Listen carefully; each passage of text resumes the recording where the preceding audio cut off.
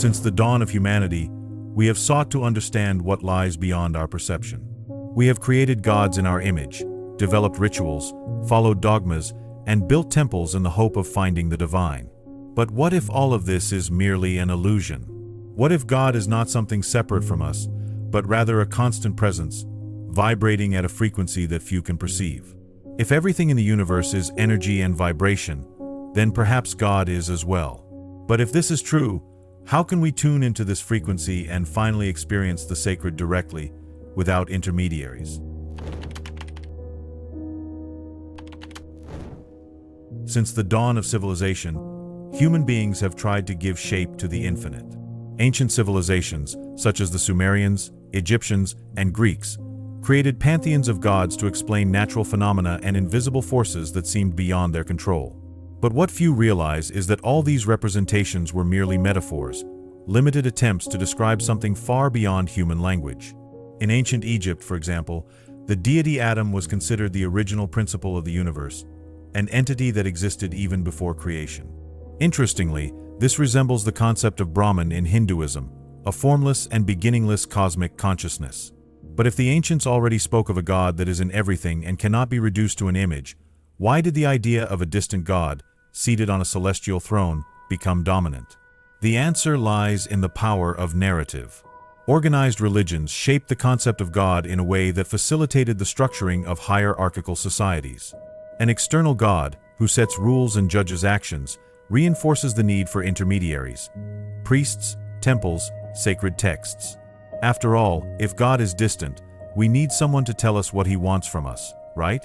But what if this view is merely a cultural construct? If we analyze the teachings of spiritual masters such as Jesus, Buddha, and Lao Tzu, we notice a curious pattern. None of them said that God was outside the human being. On the contrary, their messages always pointed to a direct connection with the divine. Jesus stated, "The kingdom of God is within you," Luke 17 verse 21. But why was this message transformed over the centuries? The very history of the Catholic Church gives us clues. During the Council of Nicaea in the year 325, many texts that spoke about the inner divinity of human beings were discarded or declared heretical. The Gnostic Gospels, discovered only in the 20th century in Nag Hammadi, present a completely different vision of Christianity, emphasizing that true enlightenment comes from within, not from obedience to an external authority.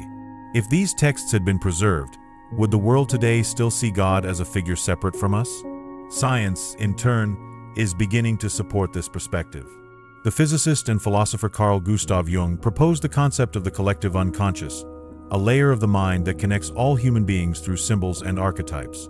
This suggests that our search for the divine may be an internal manifestation rather than an external entity. Similarly, neuroscientist Andrew Newberg, a pioneer in the field of neurotheology, discovered that practices such as deep meditation and prayer activate specific regions of the brain associated with a sensation of cosmic connection. In other words, the spiritual experience may be a neurological state accessible to everyone, without the need for intermediaries. But if God is not a separate being but rather a presence within us, why do so many people struggle to perceive it? The answer may lie in how we have been conditioned since childhood. From an early age, we are taught that the world is composed of dualities: right and wrong, light and darkness, heaven and hell. This binary view makes us believe that God is something external, something we need to reach through effort or devotion. But isn't this search based on a false premise? After all, how can we find something that was never lost? The ancient Sufi mystics believed that the separation between man and God was an illusion. Rumi, one of the greatest spiritual poets, wrote, "You are not a drop in the ocean. You are the entire ocean in a single drop." This phrase may sound poetic, but it holds a profound truth. If God is the whole, then He is already within us. He always has been. This concept aligns with an intriguing theory in modern physics. The holographic principle, proposed by physicist David Bohm, suggests that the universe may function like a giant hologram, where each part contains the whole on a smaller scale. If this is true, then we are not merely isolated fragments of the cosmos, but rather individual expressions of a single universal consciousness. Isn't this what so many spiritual traditions have always tried to tell us? But if this truth has always been accessible, why has it been hidden? There is evidence that advanced spiritual knowledge has been systematically suppressed throughout history. The Inquisition persecuted alchemists, mystics, and thinkers who dared to question the official narrative about God. The very concept of heresy was used as a tool of control to prevent people from discovering that the sacred had always been within them. Even today, we live in a society that constantly distracts us with superficial information, keeping us occupied with mundane concerns. Social media, mass entertainment, and an endless cycle of work and consumption prevent us from looking inward and asking, "What if I already am what I seek?" The answer to this question could change everything. But before we reach it, we need to understand something essential. If everything in the universe is energy and vibration, then God must be as well. And that leads us to an even deeper question. Since ancient times, mystics and philosophers have suggested that reality is not as solid as it seems. Buddhism speaks of the world as an illusion. Hinduism describes the veil of Maya as a curtain that hides the true nature of existence, and Hermeticism teaches that everything vibrates. But these are not just spiritual metaphors. Today, modern science is beginning to confirm something surprising. Consciousness itself may be a vibrational phenomenon. What does this mean? It means that our perception of reality is directly linked to the frequency at which our mind operates. We already know that brain waves vary according to our mental state. Deep relaxation generates alpha and theta waves, while stress produces high-frequency beta waves. But what if spirituality is exactly that? What if the feeling of connection with God is simply the result of accessing a specific vibrational state? This hypothesis explains why mystical experiences are so similar, regardless of culture. A Buddhist monk in deep meditation, a Christian saint in ecstasy, and an Amazonian shaman under the effects of ayahuasca report strikingly similar sensations. A feeling of unity, absolute peace, and ego dissolution. Could it be because they are all accessing the same frequency of consciousness? The scientist Itzhak Bentov, author of Stalking the Wild Pendulum, theorized that mystical states are achieved when the brain resonates at a specific frequency that allows perception beyond ordinary reality. In other words, when our vibration aligns with this higher frequency, we enter states of expanded consciousness. This would explain why certain practices, such as meditation, mantras, or even profound silence, facilitate these experiences. But this idea goes beyond spirituality. Resonance is already used to alter mental states in modern science. Specific sound frequencies can induce changes in the brain, as demonstrated by the use of binaural beats and the so-called solfeggio frequencies, which are believed to influence everything from mood to cellular regeneration. But what if, beyond mental well-being, these frequencies could also connect us to a higher reality? This may seem like a bold idea, but consider the following. At its deepest level, matter is nothing more than organized vibration. Physicist David Bohm, who worked alongside Einstein, developed the theory of the holographic universe, suggesting that all reality may be a vibrational information field where each part contains the whole. This leads to an even more intriguing question. If reality is vibration, could consciousness be as well? Now, consider how spiritual traditions have described God throughout history. The word in the Bible, the Om of the Hindus, the sacred chants of Native Americans, all speak of a primordial sound, an original vibration that created all things. Could this be just a coincidence? Or did our ancestors know something that science is only now beginning to discover?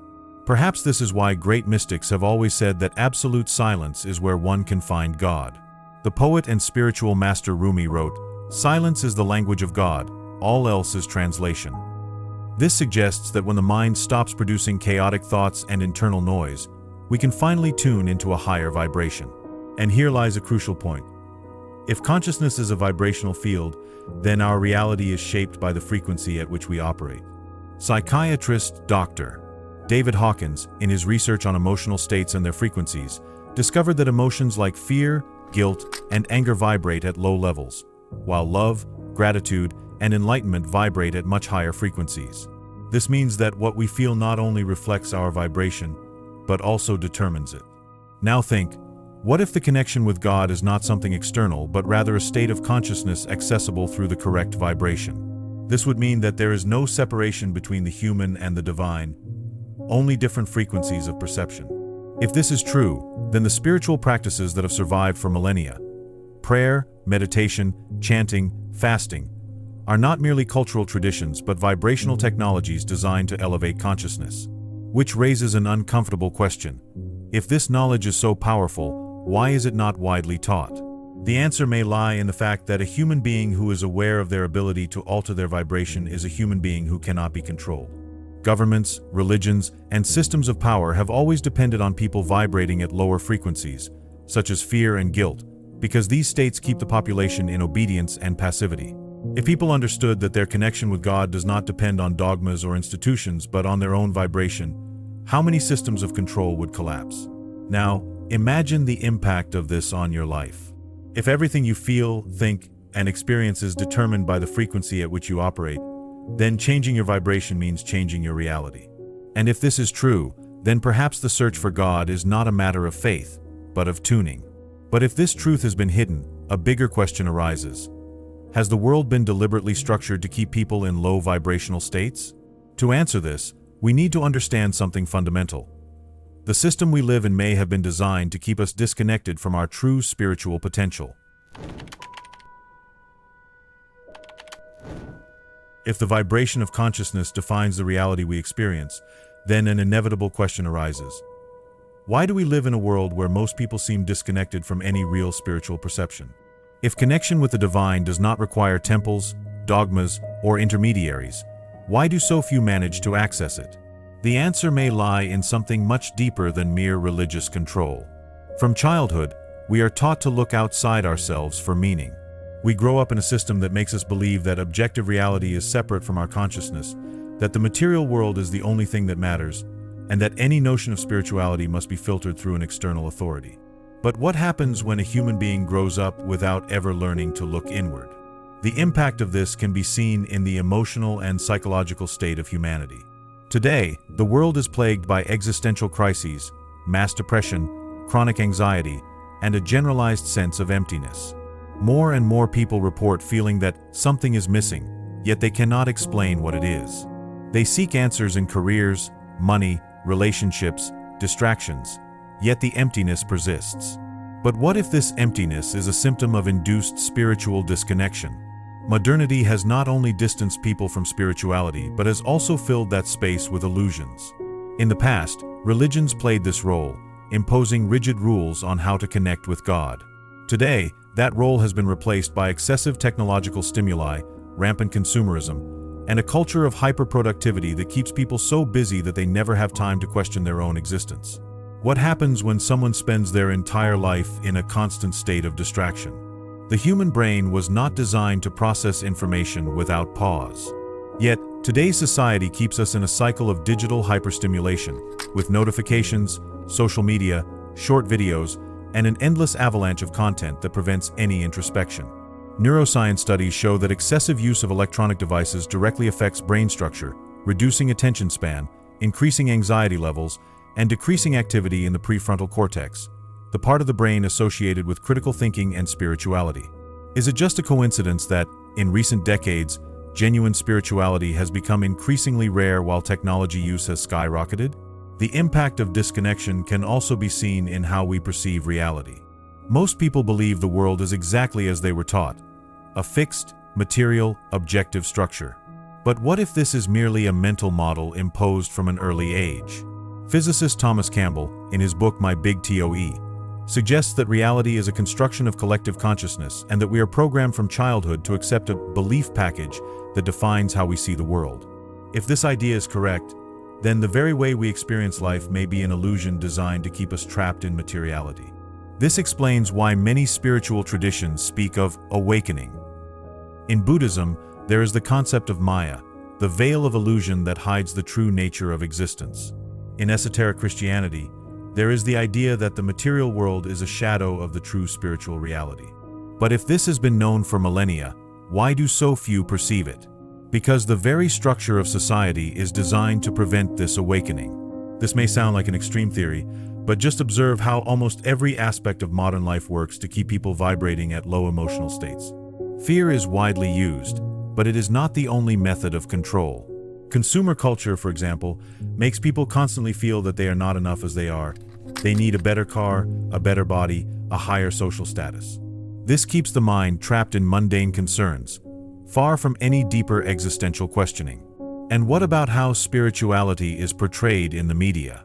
Genuine spiritual experiences are often ridiculed or reduced to superstition, while institutionalized religions are encouraged as the only valid form of spiritual pursuit. This pattern has repeated for centuries, and the reason may be simple. A human being aware of their true nature cannot be controlled. The great irony is that many people feel, on some level, that something is wrong with the way we live. There is a deep intuition that life should not be just work, consumption, and distraction. But this intuition is often suppressed by the fear of stepping outside the system, of challenging the imposed rules. After all, what happens to those who start thinking outside the box? History gives us the answer. Great spiritual masters were persecuted, scientists who challenged the dominant worldview were ridiculed, mystics were labeled as insane. Society has always reacted with hostility toward those who question its structure because these questions threaten the very foundation of the system. But does this mean we are trapped in this cycle forever? That humanity is doomed to live disconnected from its true essence? Not necessarily. The good news is that just as we have been conditioned to disconnect from the divine, we can consciously reverse this process. And the key to this is not in external beliefs, nor in social revolutions. It is within each of us. But how can we reclaim our original frequency and restore our connection with the divine? To answer this question, we must understand something essential: how to raise our vibration and access higher states of consciousness.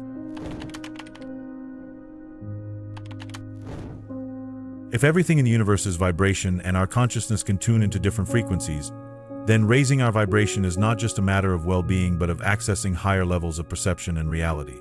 This means that true spirituality is not merely about belief or devotion.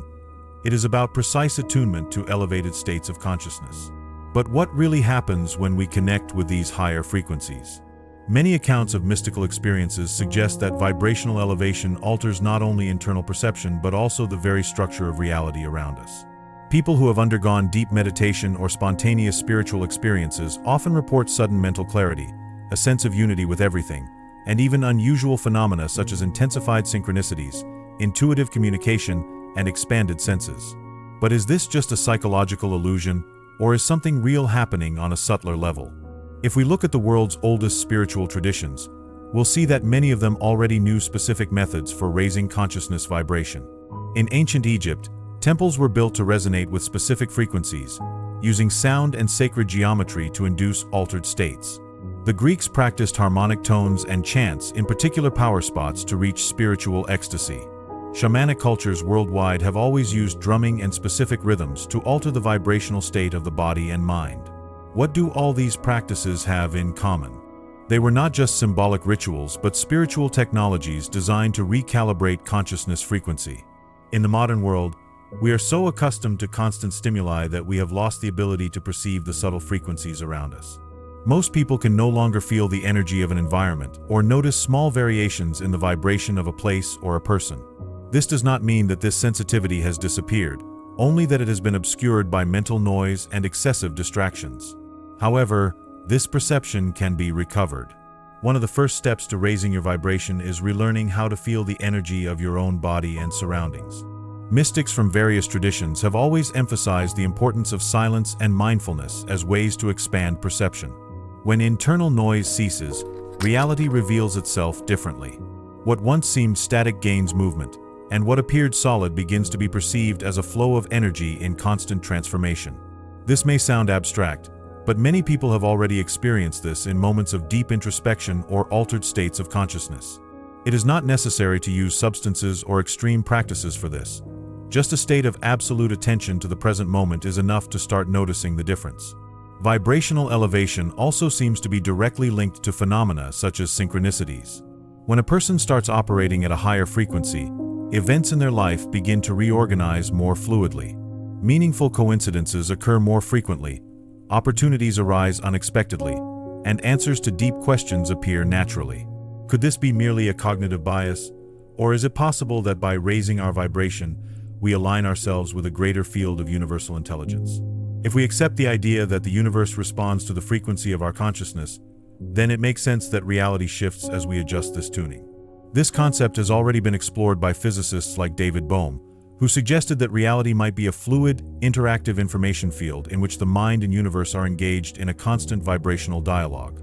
If this is true, then learning to control and raise your frequency means learning to consciously interact with the very structure of reality. But this interaction does not happen only on a mental or energetic level. Many spiritual traditions claim that the body itself is a resonance instrument and that its vibration can be consciously altered through breath, sound, and movement. Modern science is beginning to confirm this idea. Studies show that certain sound frequencies, such as binaural beats and solfeggio frequencies, can induce neurological changes that affect emotional and cognitive states. Similarly, practices like pranayama, which involve rhythmic breath control, have been proven effective in reducing anxiety and increasing heart coherence, something that directly alters our vibration.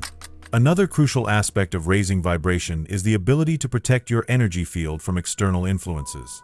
Many people notice that as they elevate their consciousness, they begin to feel environments and people differently.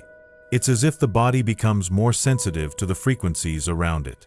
This can be positive, as it enhances intuition and mental clarity, but it can also be challenging, as dense places or individuals carrying negative emotions can more easily affect those in a state of higher vibrational sensitivity. This explains why monks, yogis, and mystics throughout history have always emphasized the need for periods of isolation, fasting, and purification. These are not just symbolic rituals, they are real processes of vibrational adjustment. But what if raising vibration was not just an individual practice? What if human consciousness vibration was also influenced by something greater? Some research suggests that even the Earth's natural resonance may be changing. The Schumann resonance, which is the Earth's electromagnetic frequency, has shown unusual variations in recent decades.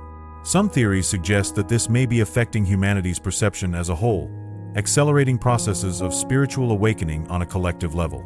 Could we be undergoing a global vibrational shift, yet few perceive it because they are still caught in the distractions of modern life? If this is true, then raising our vibration is not just a personal choice, it is an evolutionary necessity. Those who remain stuck in denser frequencies may find it increasingly difficult to navigate the transformations occurring in the world, while those who learn to attune to higher states may experience this transition more fluidly. But if our individual vibration can be elevated and our perception of reality can be expanded, then an even bigger question arises. What is preventing us from seeing reality as it truly is? Is there a perceptual limit that separates us from the truth? To answer this question, we need to understand something that mystics and sages throughout history have always spoken of: the veil of illusion.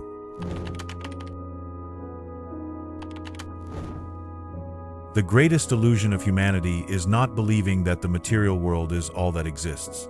The greatest illusion is never even questioning that possibility. From the moment we are born, we are taught to accept a single version of reality, a linear narrative that tells us who we are, what we should seek, and the limits of what we can understand. But what happens when this narrative begins to unravel? What happens when someone realizes that what we call reality may be nothing more than a distorted reflection of something far greater? Breaking through the veil of illusion is not a sudden event or a cinematic epiphany. It is a gradual process, often uncomfortable, in which layer after layer of conditioning dissolves, revealing a perception of the world that was hidden all along. And here is the most intriguing part. The veil is not a single obstacle but a series of overlapping filters, each one limiting our perception in a different way. The first filter makes us believe that we are merely physical bodies, separate beings driven by instincts and basic needs. This is the most superficial level of the illusion and also the easiest to question.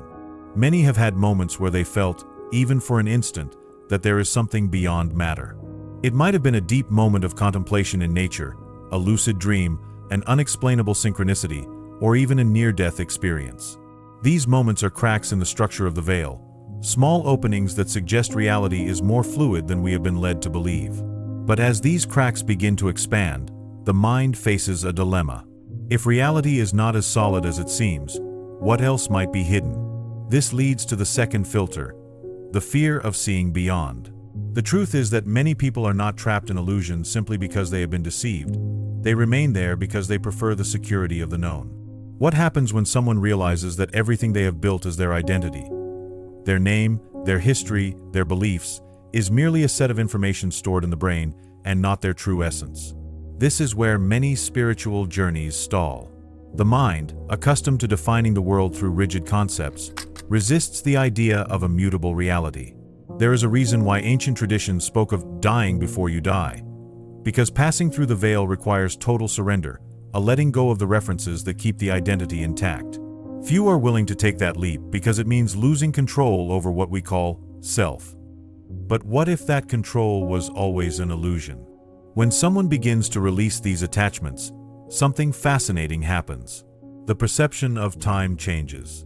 Thoughts, once incessant, begin to lose their grip. The external world, which once seemed rigid and immutable, starts to respond differently. The concept of synchronicity intensifies. Impossible coincidences become frequent. Many people report that after experiences of expanded consciousness, they begin to feel reality as a flow, where events seem to align in an almost magical way. But is this merely chance, or could it be a sign that our mind directly influences how we experience the world? Quantum physics suggests that reality may be far more malleable than we imagine. The double-slit experiment demonstrated that observation affects the behavior of subatomic particles. This means that the very act of perceiving alters what is being perceived. But what if this applied not just on a microscopic level? What if our consciousness is constantly interacting with reality, shaping the events around us without us even realizing it? This leads us to the third filter, the illusion of separation between mind and world. Most people believe that their thoughts and emotions are confined within their heads, with no real impact on the external universe. But what if this is not true? Some spiritual traditions teach that as someone breaks through the veil of illusion, they begin to perceive that the external world and the internal world are two expressions of the same consciousness. Reality would not be something fixed and independent, but rather a mirror reflecting the vibrational state of the observer. If this is true, then the way we interpret life's events may simply be a matter of resonance. What we see out there is, in fact, a reflection of what we are projecting in here. This would explain why some people seem to live in a world of chaos and suffering, while others, even under similar circumstances, experience a reality of harmony and flow. If the vibration of consciousness shapes individual experience, then the great question is not just, what is reality? But rather, which reality am I choosing to tune into? But there is an unsettling detail. The veil does not dissolve simply because we want it to. It dissolves only to the extent that we become capable of facing the truth without fear. And that truth can be overwhelming. When the mind finally realizes that separation is an illusion, that everything is interconnected, and that the universe responds to the vibration of consciousness, there is no turning back. This is the point of no return. From here, reality will never be the same again. And this is where the final filter appears, surrendering to absolute emptiness. All mystical traditions speak of a transitional moment in which the individual self must temporarily dissolve for a deeper perception to emerge. This state is often described as absolute nothingness, a space where there are no forms, thoughts, or identities, only pure consciousness. To some, this may sound terrifying. To others, it is the most liberating experience possible. If the veil of illusion keeps us trapped in a limited perception of existence, then breaking through it does not simply mean seeing beyond. It means becoming part of what has always been beyond. The human mind has been trained to seek answers, but the greatest secret is not in the answer. It is in the silence that arises when the questions cease. But what happens when someone finally crosses this last barrier? What remains when all layers of illusion dissolve? If separation is merely a trick of the mind, then what are we in the purest state of consciousness? The answer leads to the deepest realization of all, the understanding that we were never separate from the truth. We have always been what we were seeking. There comes a moment on the spiritual journey when all questions disappear, not because they have been answered, but because they simply no longer make sense. The mind, which has spent so long searching for explanations, finally falls silent. And in that silence, something extraordinary happens. Reality begins to reveal itself on its own, without the need for concepts or words. But what remains when the seeker realizes there was never anything to be found? Awakening is not a dramatic event, nor is it an experience reserved for those who have spent years in deep meditation or followed a strict path of spiritual discipline. It can happen in a moment of absolute simplicity, while watching sunlight filtering through the leaves of a tree, feeling the warmth of the wind on your face, or listening to the sound of silence on a quiet night.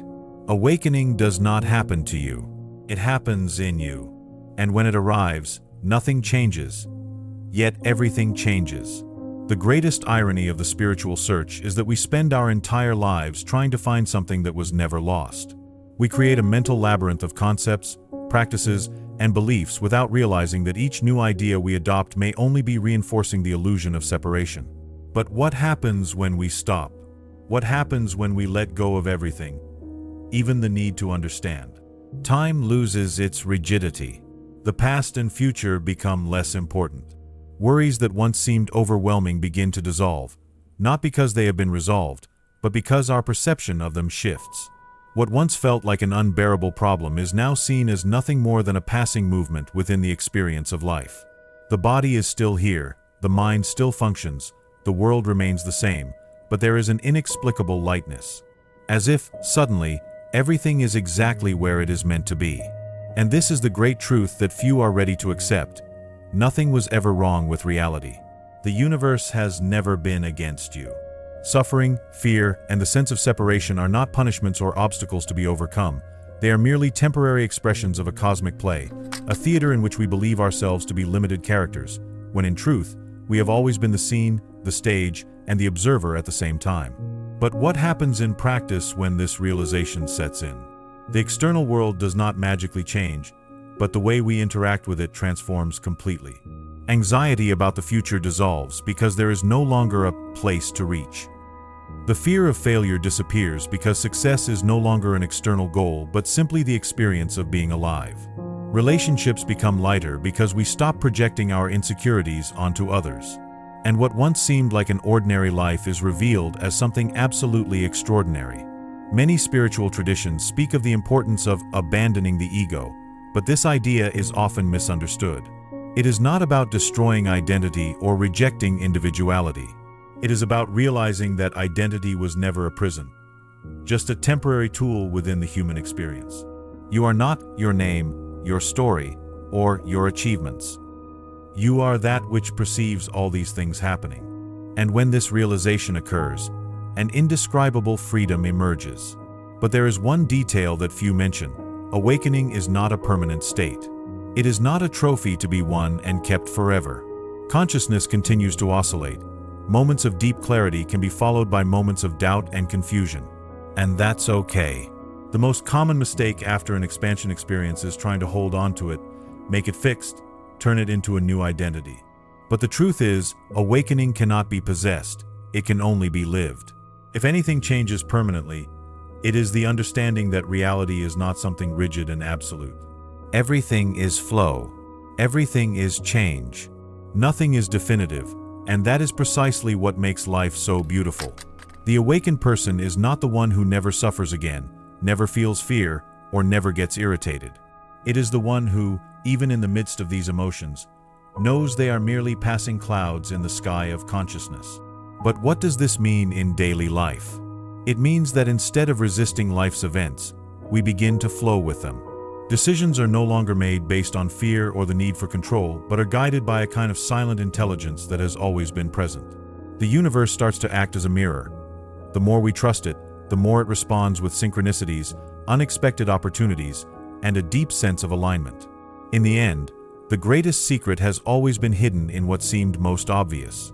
There is no path to enlightenment because enlightenment is the path itself. There is no later, where everything will make sense because the only moment where life truly happens is now. And perhaps this is the only truth that really matters. There is nothing to achieve, nothing to find, nothing to solve. Everything is already complete, exactly as it is. So, the question is not whether you will awaken one day or whether you are on the right path. The question is, are you ready to stop resisting and simply allow life to be what it has always been? The greatest discovery of spirituality lies in what has always been here, in the present, waiting to be seen. The divine is not something distant, and awakening is not a destination. It is simply the acceptance of what already is. If you're interested in exploring more about spirituality, I've selected some special videos filled with deep insights and fascinating discoveries that you will love. Just click on one of them. And don't forget to subscribe to the channel to continue this journey of self-discovery and spiritual learning. Your commitment to knowledge is the first step toward transforming your reality.